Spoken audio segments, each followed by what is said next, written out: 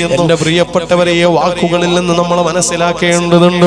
വലിയ വിനയത്തോടെ ജീവിച്ചവരാണ് ബഹുമാനപ്പെട്ട ശൈഖുനാ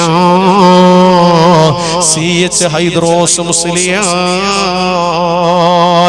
കിബറിന്റെ തലക്കനമില്ല, തന്റെ ജോലി വരെ മാറ്റിവെച്ചു.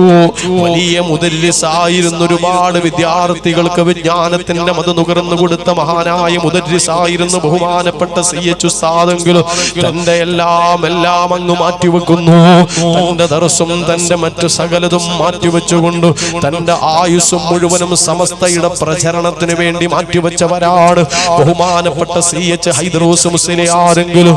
എന്റെ പ്രിയപ്പെട്ട SKSSF പ്രവർത്തകരോട് പറയാം, ഈ SKSSF എന്ന നാമം വളരെ ഉറക്കെ ഉച്ചത്തിൽ ആദ്യം ഈ ലോകത്തോട് വിളിച്ചു പറഞ്ഞത്, അത് പ്രഖ്യാപിച്ചത് ബഹുമാനപ്പെട്ട സി.എച്ച്. ഹൈദ്രോസ് മുസ്ലിയാരാണ്. ഈ ലോകത്തോട് വിട പറയുമ്പോൾ ലാ ഇലാഹ ഇല്ലല്ലാഹ് എന്ന് ഉറക്കെ ചൊല്ലി വിട പറഞ്ഞവരോ, ജീവിച്ച കാലത്തോളം, ജീവിച്ചിരുന്ന കാലത്തെല്ലാം വളരെ വിനയത്തോടെ താഴ്മയോടെ ജീവിച്ചവരോ, സേവനം മുഖമുദ്രയാക്കിയവരോ. പ്രിയപ്പെട്ടവരെ, ആ സി.എച്ച്. ഉസ്താദിന്റെ ജീവിതമാണ് നമ്മൾ നെഞ്ചോട് ചേർത്തു വെക്കേണ്ടത്. ആ ജീവിതമാണ് ചാണിന് ചാണായും മുഴത്തിന് മുഴമായും നമ്മൾ പിൻപറ്റേണ്ടത്. SKSSF പൊതുപ്രവർത്തകരോട് പറയുകയാണ്, അല്ലാഹുവേ ഞങ്ങൾക്ക് അതിന് നീ തൗഫീഖ് നൽകണേ അല്ലാഹ്.